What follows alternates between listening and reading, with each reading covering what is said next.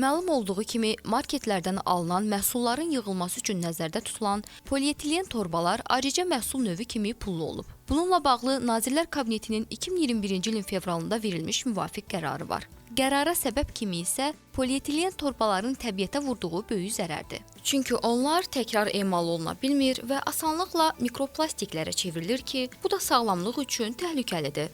Plastik tullantılarının həcmində 2021-ci illə müqayisədə 2023-cü ildə 31%-ə qədər azalma müşahidə edilir bu qadağadan sonra. Hesab edirəm ki, bu çox müsbət tendensiyadır və statistikada daha çox artımı müşahidə etmək üçün daha uzun müddət gözləmək lazım gələcək. Bu tullantıların azaldılması üçün tullantıları yaradan məhsullardan istifadənin azaldılması lazımdır ki, beynəlxalq təcrübədə də digər ölkələrin təcrübəsində bu məhsulların azaldılması üçün onların alternativlərindən istifadəyə üstünlük verilir. Hansı ki, ətraf mühitin zərər verməyən parça, kağız, bioplastik torbalardan istifadə olunur ki, bu torbalar ətraf mühitdə daha tez parçalanır, təbiətə az ziyanlıdır. Bu müddət ərzində nə dəyişib? Statistika nə deyir? Polietilen paketlərinin istehsalı, istehlakı ilə bağlı vəziyyət necədir? Belə torbaların satışı, ödənişli olmasından sonra onlardan istehlakçılar tərəfindən bu məhsullardan istifadə 50-60%, bəzi ölkələrdə hətta 80-90% azalır.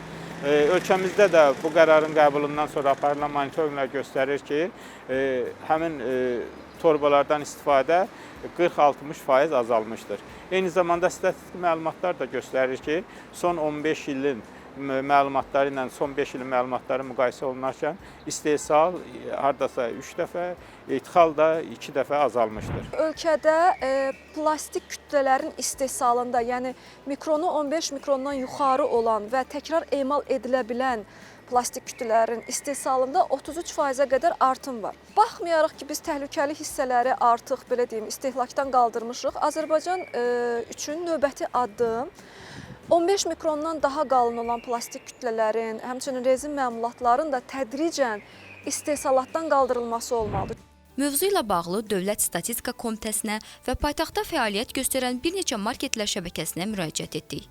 Statistika Komitəsindən əldə etdiyimiz məlumata görə 2023-cü ildə polietilen paketlərin satışında 2022-ci ilə nisbətən artım müşahidə olunub. Həmçinin paytaxtda fəaliyyət göstərən marketlər şəbəkəsinin birinin son 3 aydakı göstəricilərinə görə polietilen torbaların satışında artım olub.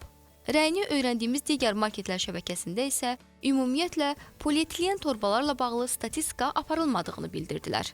Ekologiyanın qorunması üçün polietilen torbaların satışının, istehsalının qadağan edilməsi dünyada tətbiq olunan ən yaxşı təcrübədir.